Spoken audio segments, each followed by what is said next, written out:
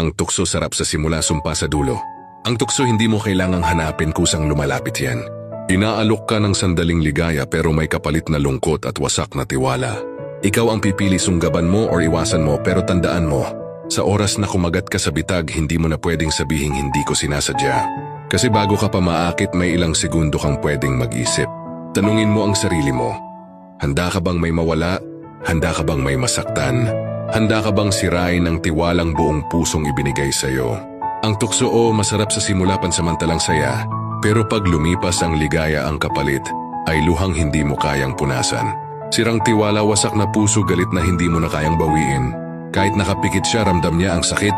Kahit paulit-ulit kang mag-sorry, hindi mo na maibabalik ang dating ikaw sa paningin niya.